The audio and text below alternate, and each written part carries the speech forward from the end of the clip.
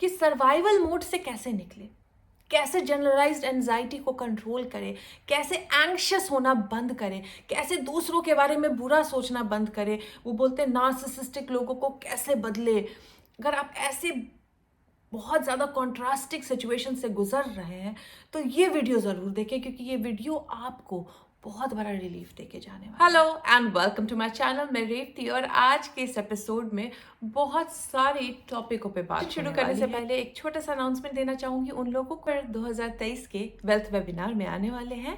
Please note की गड्डी ज़रूर लेके आइएगा, यानी एक नोट का बंडल लेके आइएगा, और छोटी छोटी शीशे की जार लेके आनी है। छोटी छोटी जार जिस भी साइज़ के हो चलेंगे आपके हिसाब से। ऐसा नहीं कि आप बड़ा जार लाओगे तो बड़ा मैनिफेस्टेशन होगा, छोटा जार लाओगे तो छोटा, लेकिन बहुत छोटा भी मत लाइएगा। एक कम से कम इतना बड़ा शीशे के जार 4 लेके आने हैं आपको। तो 4 शीशे के जार, नोटों की गड्डियाँ जितनी भी हो सके। मान लीजिए अगर आपके पास 100 ही रुपये हैं तो 10-10 रुपये की नोटों की गड्डियाँ बना के ले आइए। अगर आपके पास 1000 रुपये ही है तो आप 100-100 की गड्डियाँ ले आइए। ये आपके ऊपर है कि कितने पैसे लेके आने, बट थोड़े से पैसे लेके आने। कुछ प्रैक्टिसेस बताती हूँ उसके लिए। और शीशे के जार लेके आना नहीं भूलिएगा। सेशन लोग पूछ रहे हैं क्या होने वाला है, मैं पिछले बार ज्वाइन किया था, इस बार ज्वाइन कर रहा हूँ। तो देखिए, इस बार का जो ये सेशन है ये दिवाली स्पेशल है ना। ऐसा सेम सेशन पहले हुआ है वेल्थ वेबिनार के सेशन से। जो इम्पोर्टेंट चीज़ है वो तो मैं बिल्कुल इंक्लूड करूँगी ही, लेकिन इस सेशन में ये सेशन है वेल्थ के सब्जेक्ट पे, अलाइनमेंट पे आपको कैसे लेके आए। यानी ये सब्जेक्ट, ये जो वेबिनार है ये स्टार्ट होगा ऑब्वियसली जो अलाइनमेंट की चीज़ें हैं उनसे। कुछ प्रैक्टिसेस है जो करना इंपॉर्टेंट है, जिससे आपकी ईयरली इनकम मंथली इनकम में कैसे बदलती है वो सिखाऊंगी। आपके अगर आप बहुत ज़्यादा डेट में है इस वक्त तो डेट कंट्रोल कैसे करते हैं, डेट ख़त्म कैसे करते हैं, कैसे फाइनेंशियल फ्रीडम हासिल करते हैं वो सिखाऊंगी। जिस तरीके से शीर्षा ने इसको सीख के आज अपनी लाइफ में फाइनेंशियल फ्रीडम हासिल कर दिया है। बहुत पहले आप लोगों के सामने सक्सेस स्टोरी सुनाई थी उनकी। तो जो भी इस वेबिनार में आएंगे, जो भी मैं बताऊंगी, आंख बंद करके विश्वास करके कम से कम 6 मंथ्स प्रैक्टिस करके देखिए, रिजल्ट 100% मिलता ही मिलता है। क्योंकि ये कुछ हवा में बातें नहीं कर रही हूँ, जो मैंने प्रैक्टिस की जिसके कारण आज मैं खुद को बहुत संपन्न फील करती हूँ, वही आपके साथ शेयर करने वाली। तो नोटों की गड्डी लाना नहीं भूलिएगा, जार लाना नहीं भूलिएगा, और पूरे दिन की छुट्टी लेके आइएगा, क्योंकि उसमें मैं आपको आधे घंटे का लंच ब्रेक ज़रूर दूंगी। लेकिन ये सेशन ऑलमोस्ट 11 बजे सुबह इंडियन स्टैंडर्ड टाइम से शुरू होगा। 4-5 o'clock आराम से होंगे, 6 o'clock तक भी जा सकता है। तो पूरे दिन की छुट्टी लेके बैठिएगा, क्योंकि ये आपको इस सेशन में लेक्चर होंगे, प्रैक्टिसेस होंगे और हीलिंग सेशन होगा। और हीलिंग सेशन में भी कुछ नई चीज़ें इंक्लूड करने वाली हूँ, जिससे आप एनर्जी एक्चुअली फील कर पाओगे उसमें। तो आइए, जिनको भी ज्वाइन करना है, क्योंकि ये इस साल का लास्ट वेल्थ वेबिनार होगा। अब नेक्स्ट ईयर कब आएगी सेम टाइप की वेल्थ वेबिनार, उसकी गारंटी नहीं है, but wealth webinar next year भी आएगी। और एक छोटी सी अनाउंसमेंट और है कि जैसे ही वेल्थ वेबिनार में अनाउंस करती हूँ, पता नहीं क्यों हर बार लोग फ्री की सीटें मांगने के ईमेल्स शुरू कर देते हैं। इधर से फ्री सीट, उधर से फ्री सीट, मुझे मेरी मम्मी को देना है, मुझे मेरे डैडी को देना है, मैं यहाँ से ज्वाइन करूँगी, वो वहाँ से ज्वाइन करूँगी। देखिए, डबल लॉगिन अलाउड नहीं है मेरे वेबिनार में। और आप अगर ये सोच रहे हो कि ये रिक्वेस्ट करके आप कुछ अच्छा कर रहे हो अपने साथ, तो आप अपने साथ भी अच्छा नहीं कर रहे हो। क्योंकि अगर आप लॉ ऑफ अट्रैक्शन मानते हो, अगर आप अबंडेंस को मानते हो, तो आप किसी दूसरे का फ़ायदा उठाने के बारे में कभी नहीं सोचोगे। दूसरा, आप अगर लॉ ऑफ अट्रैक्शन को समझना चाहते हो तो आप किसी भी इंसान की पूरी कीमत हमेशा दोगे। क्योंकि अगर आप किसी इंसान से कंसेशन मांग रहे हो तो कहीं ना कहीं आप इस यूनिवर्स को बोल रहे हो कि तुम्हारे अंदर लैक है, तुम्हारे अंदर कमी है, मेरे पास पूरे पैसे नहीं आ सकते इस वेबिनार को ज्वाइन करने के।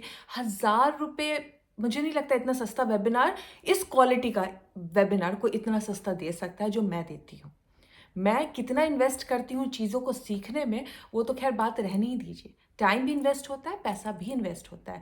आप लोगों के साथ शेयर करती हूँ, इतना तो रिस्पेक्ट होना चाहिए कि अगर कोई इंसान समय दे रहा है और उसने इतनी जेन्युइन सी कीमत लगाई है, तो उस पर कंसेशन नहीं मांगे, डिस्काउंट नहीं मांगे, फ्री के सीट्स नहीं मांगे, डबल लॉगिन्स नहीं मांगे। क्योंकि कहीं ना कहीं आप यूनिवर्स को बोल रहे हो कि वो जो इंसान है उसके टाइम, उसके नॉलेज की इतनी वैल्यू नहीं है जितना उसने मांगा है। तो आप सोचो, आपके टाइम और आपके नॉलेज की वो वैल्यू आपको कभी नहीं मिलेगी जितनी आपकी इच्छा है, क्योंकि आप दूसरों को वो नहीं दे रहे हो। कभी भी कंसेशंस नहीं मांगने चाहिए। अगर आप अफोर्ड कर सकते हैं, आइए खरीदिए, ज्वाइन कीजिए। नहीं अफोर्ड कर सकते तो फ्री के कंटेंट तो मैं ऐसे ही यूट्यूब पे देती हूँ, उससे मैनिफेस्ट करने की कोशिश कीजिए। दूसरों के समय की, दूसरों के नॉलेज की जब आप रिस्पेक्ट करोगे, जितनी कीमत मांगी है, अगर देने का सामर्थ्य है और दे सकते हो और दोगे, तो आपको भी यूनिवर्स आपकी एबिलिटी, आपके बोले हुए मांग को पूरा करने वाले कस्टमर्स ला के देगा, जॉब ला के देगा, परिवार में सुख संपत्ति ला के देगी। तो ये आप ये नहीं सोचिएगा कि मैं किसी पे पर्सनल अटैक कर रही हूँ। ये सिर्फ मुझे लगता है कि मैं हर बार इग्नोर कर देती थी। मुझे लगता था अब सीखेंगे, बट नहीं सीखते हैं लोग। तो कभी आके बताना पड़ता है कि क्यों फ्री की चीज़ें नहीं मिलती हैं और क्यों फ्री की चीज़ें नहीं मांगनी चाहिए। मैं कभी किसी से कंसेशन नहीं मांगती हूँ। मैं किसी को नहीं बोलती हूँ कि अपने दाम कम कर दो। यहाँ तक कि मेरा घर रेनोवेट भी हो रहा था, तो भी बिल्डर्स और जो कॉन्ट्रैक्टर्स हैं उनको भी नहीं कहा कि रिबेट दो। उसने जो मांगा मैंने वो दिया। हाँ, उसकी अगर मुझे कोटेशन नहीं जम रही थी, मैंने दूसरा बिल्डर ढूंढा जिसको मैं अफोर्ड कर सकती थी। ये होती है तरीका स्पिरिचुअल वे में कुछ किसी दूसरे इंसान की टाइम की, उसके एबिलिटी की, उसके नॉलेज की कदर करने का, ताकि यूनिवर्स आपको भी सेम चीज़ प्रोवाइड करे बाकी एवेन्यूज से। अब से शुरू करने वाली हो वीडियो आप लोगों के लिए कि स्ट्रेस फ्री कैसे रहे, कैसे परेशान ना हो जब डिज़ायर को देख रहे हैं कि डिले हो रहा है, कैसे जनरलाइज्ड एंजाइटी किसी ने डिमांड की थी कि इसके ऊपर टॉपिक पे भी छेड़े, तो उसको कैसे कंट्रोल किया जाता है, कैसे जो चाहिए उसका वेट अलाइनमेंट में करे।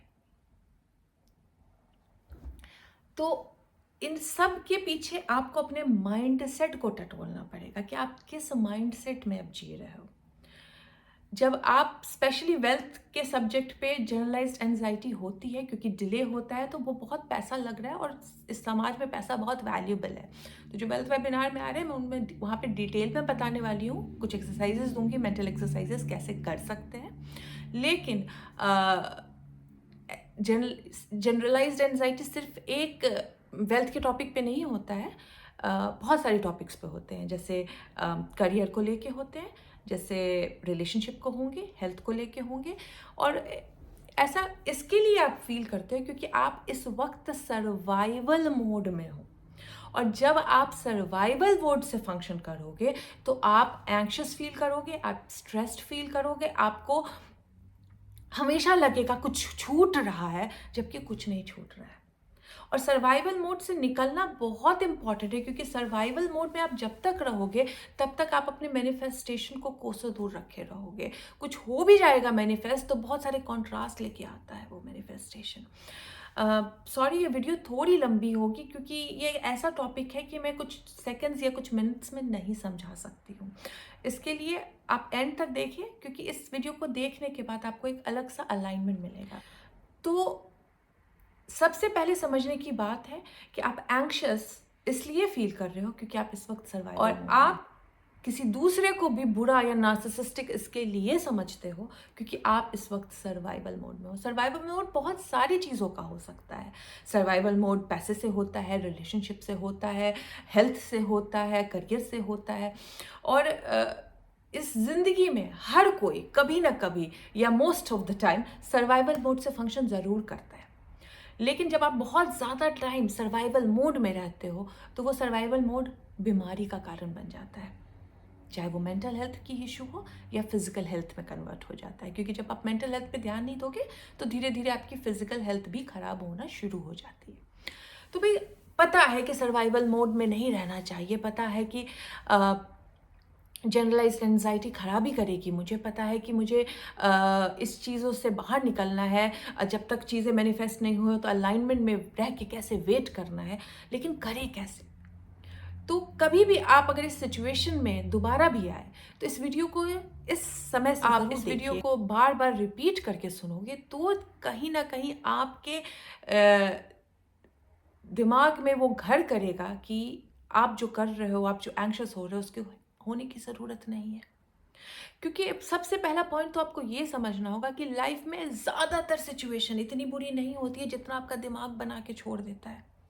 आप इस वक्त अपना फ्यूचर सोच सोच के जो परेशान हो रहे हो, वो आपको परेशान होने की ज़रूरत नहीं है, क्योंकि आपका दिमाग आपको वर्स्ट केस सिनेरियो पूरी ढंग से दिखाता भी नहीं है। यानी आपको एक अननोन फियर क्रिएट कर देता है, आपको उस फियर को देखने नहीं देता है और उसके आसपास से घुमाकर आपको परेशान करता है। तो याद रख लीजिए कि आपके दिमाग में जितनी भी इश्यूज, परेशानी या फ्यूचर को लेके डर है, वो 90% सही नहीं होने वाला है।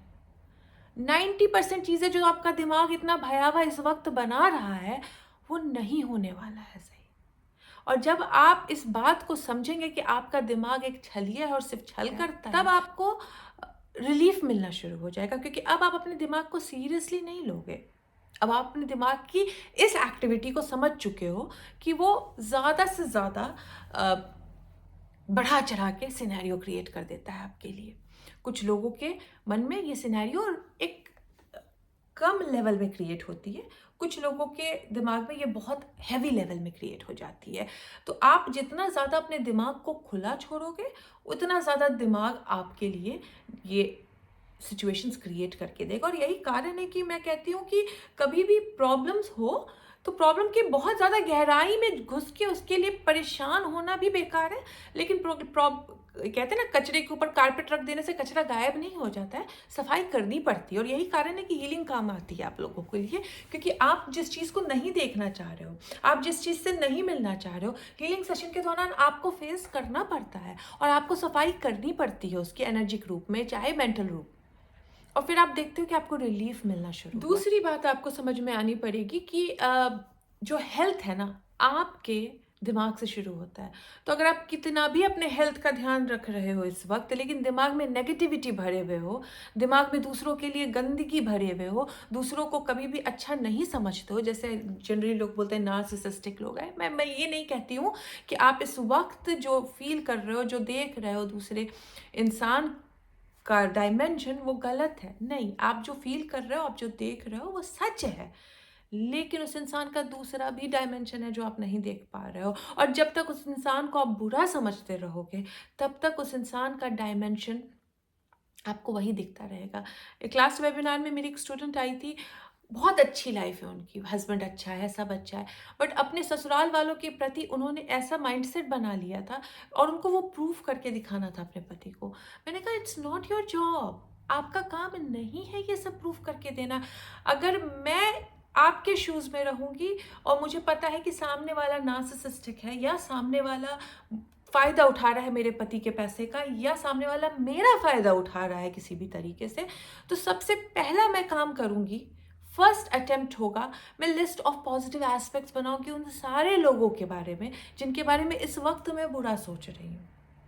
क्योंकि उनके बारे में बुरा सोचना, उनके बारे में, उनके उस डायमेंशन को जो लालची है, जो नार्सिसिस्टिक है, जो फ़ायदा उठाने वाला है, को मैं अट्रैक्ट कर रही हूँ। अगर मैं उनके बारे में कुछ भी नहीं सोचूंगी, लेकिन मेरा पॉइंट ऑफ अट्रैक्शन वही है, तो वो लोग चले भी जाएंगे, फिर भी वैसे लोग रूप बदल बदल के मेरी लाइफ में आएंगे। तो इसके लिए इम्पॉर्टेंट है कि सबसे पहले लिस्ट ऑफ पॉजिटिव एस्पेक्ट्स लिखूंगी मैं। लिस्ट ऑफ पॉजिटिव एस्पेक्ट्स लिखने के बाद थोड़े दिन का, अगर मुझे लग रहा है कि मैं उसका कोई अच्छा डायमेंशन नहीं देख पा रही हूँ, उसको बहुत लीवे दिया, उसको दिया मैंने कि चलो फ़ायदा उठा भी लो मेरा, कितना उठाओगे, लेकिन वो बार बार यही कर रहा है, तो फिर मेरे पास दो ऑप्शन है। या तो मैं उसके साथ रिश्ता बंद कर दूंगी, या फिर अगर रिश्ता बंद करने का सिचुएशन नहीं है तो मैं डिस्टेंस रखूंगी। क्योंकि अगर आप इतने सेल्फिश नहीं हो जो अपनी वेलबींग को पहले सोच सकते हो, तो आपके पास दूसरों को देने के लिए कुछ भी नहीं है। अगर आप खुद को मार के दूसरे को सर्व करने जा रहे हो तो आप दूसरे को सर्व कर ही नहीं सकते, क्योंकि आपकी एनर्जी है ही नहीं सर्व के रूप में। अगर आप ये सोच रहे हो कि दूसरे की बदतमीजी, दूसरे की बुराई, दूसरे का वो डायमेंशन जो आपको पसंद नहीं आ रहा है, लेकिन आप उसको इग्नोर भी नहीं कर पा रहे हो, उसका दूसरा डायमेंशन देख भी नहीं पा रहे हो, लिस्ट ऑफ पॉजिटिव एस्पेक्ट करने के बाद भी कुछ नहीं बदल रहा है, इसका मतलब आपका फिक्स्ड हो गया है उसके उस डायमेंशन के रूप में खुद को देखना।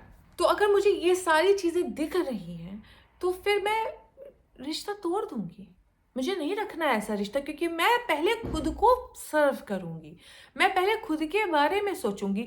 लेकिन अगर मैं सारी पहली प्रैक्टिसेस जो मैंने बताई है, लोग पिक एंड चूज करते हैं। अगर मैं बोलती हूँ लिस्ट ऑफ पॉजिटिव एस्पेक्ट लिख के फिर उसके बाद कुछ महीने प्रैक्टिस करो, नहीं हो रहा है ठीक तो करो, तो लोग क्या करते हैं, वो पहला लिस्ट ऑफ पॉजिटिव एस्पेक्ट तो गुम कर देते हैं।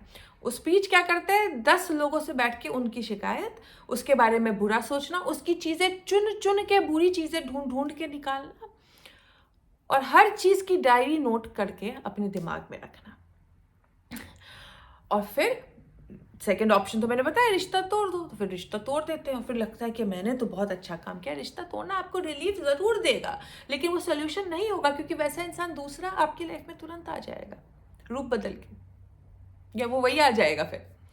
तो जब मैं कोई सोल्यूशन देती हूँ तो A to Z जो सीक्वेंस बताया है उस सीक्वेंस में फॉलो करोगे तो एक बहुत स्पिरिचुअल आउटकम मिलेगा, एक बहुत पॉजिटिव आउटकम मिलेगा दोनों पक्षों को, दोनों पार्टी को, है ना। तो इसके लिए लिस्ट ऑफ पॉजिटिव एस्पेक्ट बनाइए। अगर लिस्ट ऑफ पॉजिटिव एस्पेक्ट बनाने के बाद, चुन चुन के उनकी अच्छी क्वालिटीज़ को सोचने के बाद, उनकी जान के अच्छे डायमेंशन को सोचने के बाद भी वो इंसान आपका फ़ायदा उठाना नहीं बंद कर रहा है, वो आपके बारे में बुरा सोच रहा है या बुरा बोल रहा है या उसका बुरा डायमेंशन आपको दिख रहा है, तो नेगेटिविटी दिमाग में रखने से आप कभी हेल्दी नहीं हो पाएंगे। तो उस वक्त आपको डिस्टेंस करना पड़ता है और रिश्ता तोड़ना पड़ता है। और अगर रिश्ता तोड़ने लायक नहीं है तो चुप रह के अपने आप को लिमिट कर देना है इंटरेक्शन के रूप में, और फिर देखना है कि आपके दिमाग की नेगेटिविटी खत्म हो रही है कि नहीं हो रही है। दिन रात उसको दिमाग में नहीं घुमाना है। तीसरा पॉइंट समझिए, एक्सेप्टेंस बहुत इंपॉर्टेंट है, क्योंकि आप अगर एंजाइटी करते रहोगे किसी चीज़ को लेके तो आपको क्या लग रहा है कि आपकी चिंता करने से वो चीज़ें ठीक हो जाएंगी? नहीं, आपके एंजाइटी करने से, आपके स्ट्रेस करने से वो चीज़ें ठीक नहीं होगी, उल्टा खराब होती चली जाएगी। क्योंकि अब तो आपको वो पाथ भी नहीं दिख रहा है जिसका सोल्यूशन है ऑलरेडी, क्योंकि दुनिया में हर चीज़ का सोल्यूशन है। सिर्फ हम एंग्शियस होके, सिर्फ हम स्ट्रेस्ड होके उन चीज़ों का सोल्यूशन ढूंढना बंद कर देते हैं, हम गिव अप कर देते हैं, या तो हम एक्सेप्ट कर लेते हैं उस मीडियोक्रिटी को जिसके लिए हमें पैदा नहीं किया गया है। दिन रात एंग्शियस, स्ट्रेस, सर्वाइवल मोड में जीते जीते एक दिन चले जाते हैं इस दुनिया से। इस दुनिया में आए हैं, खुद को एक्सेप्ट कीजिए। दूसरों को इम्प्रेस करने के चक्कर में जो हम सर्वाइवल मोड में है इस वक्त, उसको करना बंद कीजिए। क्या फर्क पड़ता है कोई आपके बारे में क्या सोचता है? क्या फर्क पड़ता है कि आप कैसे दिखते हो? क्या फर्क पड़ता है कि आपने कपड़े कैसे पहने हैं? क्या फर्क पड़ता है आप काम क्या करते हो? क्या फर्क पड़ता है कि आपकी शादी हुई है कि नहीं हुई है? क्या फर्क पड़ता है कि आपके बॉडी में कुछ कमी है? फर्क तो आपको तब पड़ना चाहिए जब आप इन सारी बाहरी चीज़ों को लेके अपने अंदर में हलचल मचा बैठे हो। जबकि जिस लोगों को सोच के ये सारी हलचल अपने मन में बैठा रहे हो आप, उनको फ़र्क भी नहीं पड़ता, क्योंकि अगर कोई आपकी केयर करता है तो उनको इन चीज़ों पे नज़र भी नहीं जाती। कोई आपसे सच में प्यार करता है ना, अनकंडीशनल लव, तो इन सारी कंडीशंस उनके दिमाग में एक्सिस्ट भी नहीं करती। तो जो प्यार करते हैं उनकी परवाह कीजिए, और जो कंडीशन बेस्ड प्यार करते हैं उनसे डिस्टेंस रखिए, और उनके लिए अपने दिमाग में हलचल क्रिएट कर देना, एंजाइटी क्रिएट कर देना, खुद को सर्वाइवल मोड में रख देना बहुत गलत है। एक दिन मैं ऑफिस से आ रही थी और मैं और मेरे हस्बैंड काम शेयर करते हैं, तो मैं लेट हो रही थी तो मेरे हस्बैंड डिनर बना रहे थे, और जनरली खाना बनाने का कार्यक्रम उन्हीं का रहता है मेरे घर में, मैं सफाई करने का कार्यक्रम रखती हूँ। तो उन्होंने बोला कि आज तो मैं क्रिकेट खेलने जा रहा हूँ, क्रिकेट के शौकीन है वो, तो आज मैं क्रिकेट खेलने जा रहा हूँ रेवती। तो मैं वापस रिटर्न आते हुए शायद एक कुछ पैक कराते हुए आ जाऊँ, खाना नहीं बनेगा आज, तुम भी लेट आ रही हो। तो मैंने कहा ठीक है। फिर उनको आ गई गिल्ट कि भाई मैं खाना नहीं बना रहा हूँ, जबकि ये आके इसको सफाई तो करनी पड़ेगी। देखो इंसान किस तरीके से खुद को छल करता है, जबकि मैंने उनके बारे में कुछ भी नहीं सोचा कि अच्छा मैं तो जाके सफाई करूँगी बट ये खाना नहीं बना रहा है। कोई तोल मोल का बोल नहीं हो रहा था वहाँ, लेकिन आपका मन इस तरीके से आपको छल करता है। तो उन्होंने बोला कि क्या बोलती हो कि आके बना दूँ खाना, क्रिकेट से आके बना दूँ। तो मैंने बोला भाई आपको जैसा रिलीफ फील करे, आपको जैसा ईजी लगे आप वो करो। तो वो हंसने लगे, बोले ईजी तो यही होगा ना कि बाहर से खाना पैक करा के ले आना, उसमें काम कम लगेगा, तो वो तो ईजी हमेशा ही रहेगा। मैंने कहा नहीं, ये तो गलती करते हैं आप। इंसान सोचता है कि एक्शन नहीं लेना ईजी हो जाता है, लेकिन एक्शन नहीं लेने के कारण अगर आप बाहर से खाना पैक करा के लाओगे और अंदर से गिल्ट शेम क्रिएट हो रहा है एंड एंग्शियस हो रहे हो, तो वो इजी पाथ नहीं हुआ, वो सबसे हार्ड पाथ किया आपने। एक्शन लेके तो रिलीफ मिल जाता तुरंत आपको, एक्शन थोड़ी देर का कष्ट ज़रूर देता है बट बहुत अमेजिंग रिलीफ देके जाता है। लेकिन अगर आप उस एक्शन को अवॉइड करने के लिए कोई दूसरी इजी पाथ को चुन रहे हैं, जिसमें कोई बुराई नहीं है, लेकिन उसको चुनने के बाद गिल्ट और शेम के कारण परेशान हो रहे हो, तो इजी पाथ कैसे हुआ वो? तो आप लोगों को ये एग्जाम्पल दे के समझाना चाह रही हूँ कि हम लाइफ में बहुत सारी ऐसी सिचुएशंस में होते हैं जहाँ पे हमारे पास दो ऑप्शन होते हैं। प्रेजेंट में एक छोटा सा एक्शन लेके कॉन्स्टेंटली रिलीफ पा सके, या फिर एक्शन को अवॉइड करके गिल्ट और एंजाइटी को घर दे दे और परेशान रहे, क्योंकि वो उस वक्त तो लग रहा होगा easy path but long run में वो इजी पाथ नहीं होता है। इसके लिए लोग बहुत रिक्वेस्ट कर रहे हैं कंसिस्टेंसी कैसे क्रिएट की जाए।